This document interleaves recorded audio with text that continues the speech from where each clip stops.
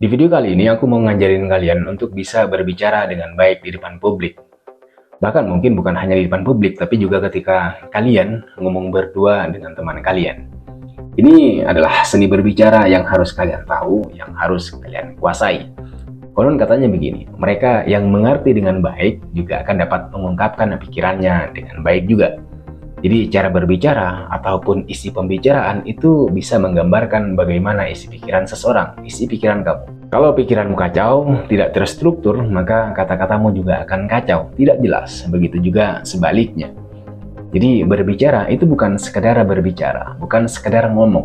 Ngomong itu pasti punya tujuan, pasti punya goals yang ingin dicapai. Nah, untuk mencapai goals ini, kamu nggak bisa sembarangan ngomong. Omonganmu harus jelas dan tertata agar orang yang mendengarkan kamu itu paham apa yang kamu maksud. Jadi bukan sekedar ngomong, lalu paham enggaknya semuanya diserahkan pada orang yang kamu ajak ngobrol. Nggak bisa. Agar orang yang kamu ajak bicara paham apa yang kamu maksud, maka kamu harus menyampaikan maksud dari omonganmu itu dengan baik. Kadang niatmu baik, tapi kamu nggak mengatakannya, nggak menyampaikannya dengan tepat, yang ada malah berantem, yang ada malah salah paham. Jadi seni berbicara itu adalah seni berbicara yang dipakai untuk menyampaikan pesan lisan secara efektif. Jadi ngomong itu juga ada seninya, ada aturannya, ada tips dan triknya agar apa yang kamu sampaikan itu sampai ke pendengar, dipahami oleh orang yang kamu ajak ngobrol, terutama kalau kamu adalah public speaker, orang yang suka ngobrol di depan publik. Kamu harus dengerin ini. Jika kamu mau menjadi public speaker yang keren, yang baik, kamu harus memperhatikan dua hal yang akan aku jelaskan. Satu, public speaker yang keren itu mempertimbangkan audien. Maksudnya begini, kalau kamu mau jadi public speaker yang keren, yang efektif, yang efisien, maka kamu harus memperhitungkan keberadaan audien yang akan mendengarkan omonganmu. Maksudnya apa nih? Maksudku begini, berbicara di depan publik atau komunikasi secara umum adalah proses transaksional. Ketika kamu menjadi pembicara atau diundang untuk membahas satu topik tertentu di depan banyak orang, di sekolah, di seminar, atau mungkin diskusi kelompok, kamu tidak boleh menyusun atau menyampaikan pendapat kamu tanpa mempertimbangkan para audien.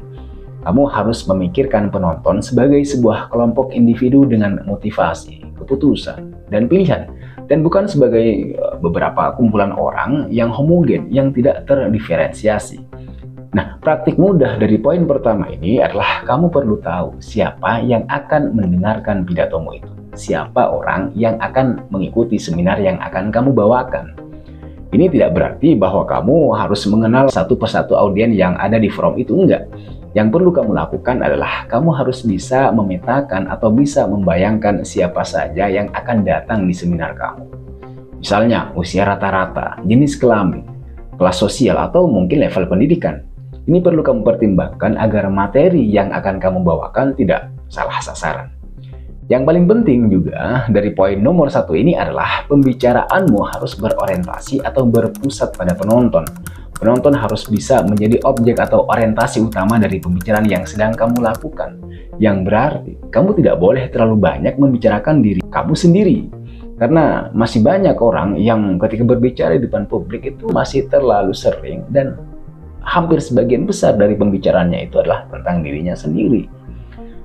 Kesalahan sebagian orang yang sedang berbicara adalah mereka terlalu bersemangat menceritakan diri mereka sendiri dan tidak membiarkan lawan gantian berbicara untuk misalnya memberikan tanggapan.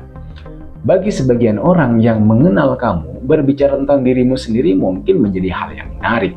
Tapi bagi sebagian orang yang tidak mengenal kamu sama sekali, akan menjadi hal yang membosankan.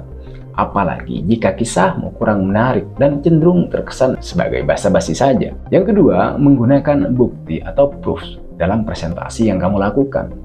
Bukti atau proofs dalam teori retorika Aristoteles tentang pembicara yang efektif di depan publik bukan bukti dalam bentuk data-data, melainkan mengacu pada cara kamu melakukan persuasi. Cara persuasi ini mengacu pada tiga hal, yaitu ethos, pathos, dan logos. Ethos mengacu pada karakter yang dirasakan, kecerdasan, dan niat baik kamu sebagai seorang pembicara yang bisa saja terungkap saat kamu berbicara. Ethos adalah istilah luas yang merujuk pada adanya hal yang saling menguntungkan antara pembicara dengan pendengar. Jadi dalam hal ini, pembicara itu dapat dipengaruhi oleh audiens dalam berbagai cara dan hal. Begitu juga sebaliknya, halayak atau audiens yang juga dapat dipengaruhi oleh pembicara.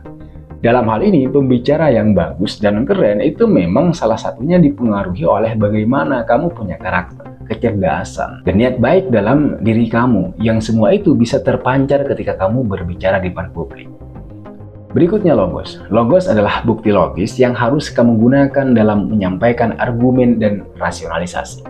Logos adalah melibatkan penggunaan sejumlah praktik termasuk penggunaan klaim logis dan bahasa yang jelas. Terkadang beberapa maksud tidak tersampaikan dengan baik bukan karena audiensnya terlalu banyak, tapi karena bahasa yang kamu gunakan itu tidak jelas. Kalimatmu kacau, tidak jelas ujung pangkalnya, terlalu banyak majas atau kamu terlalu banyak menggunakan kata-kata kiasan, termasuk kata-kata yang bercabang dan multitafsir. Nah, dalam hal ini yang perlu dilakukan juga bukan hanya menghadirkan bukti logis, tapi juga bukti empirik.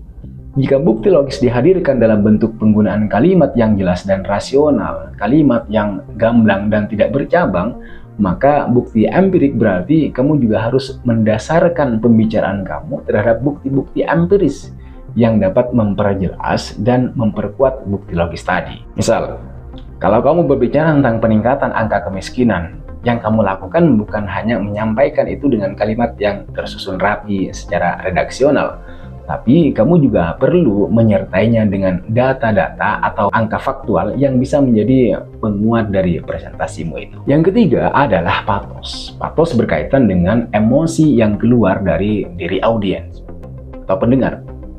Aristoteles berargumen bahwa para pendengar menjadi alat pembuktian saat emosinya digugah.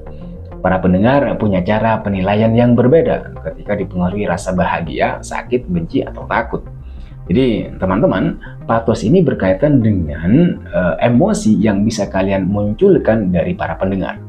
Patos memunculkan bukti emosional yang mampu menggugah naluri serta batin pendengar, sehingga mereka mampu merasakan apa yang kalian bicarakan. Tapi teman-teman sekalian, yang lebih penting dari semua itu adalah jika kamu ingin menjadi pembicara yang hebat, yang keren, kamu juga harus menjadi pendengar yang baik. Kamu juga harus menjadi pembaca yang baik. Pendengar atau pembaca yang baik adalah mereka yang mau mendengar dan menyimak pembicaraan orang lain dengan baik sebelum kemudian tiba giliran kamu untuk berbicara. Orang yang mendengarkan dengan baik bukan hanya orang yang bengong. Orang yang mendengarkan dengan baik adalah orang yang mencerna setiap perkataan yang didengarnya dari orang lain.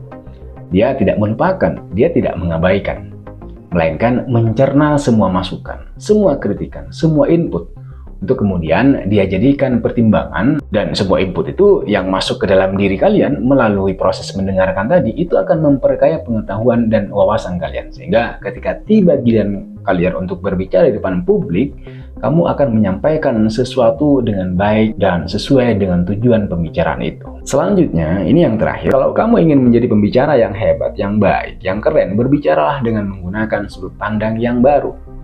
Jangan itu-itu saja yang kamu bicarakan, yang kamu obrolkan. Yang kalau orang lain mencarinya dari narasumber atau pembicara lain, mereka bisa menemukannya dengan mudah. Karena begini, orang akan cenderung bosan dengan pembicaraan yang monoton dan tidak menarik. Maka ini menjadi satu kesempatan yang bagus buat kamu untuk memulai pembicaraan dengan bahasan yang baru dan menarik. Karena sebenarnya yang mereka butuhkan bukan itu, bukan sekedar informasi, melainkan kebaruan apa yang akan mereka peroleh jika mereka mendengarkan pembicaraan kamu. Oleh sebab itu, sampaikanlah opinimu itu dengan bahasa tubuh yang menarik dan berdasarkan sudut pandang yang baru dan berbeda. Ciptakan ruang diskusi yang dapat menggiring mereka untuk mengeluarkan pendapatnya. Jujur, semoga video ini bermanfaat buat kalian, terutama buat kalian yang sedang belajar untuk menjadi pembicara yang baik di depan publik. See you on the next video.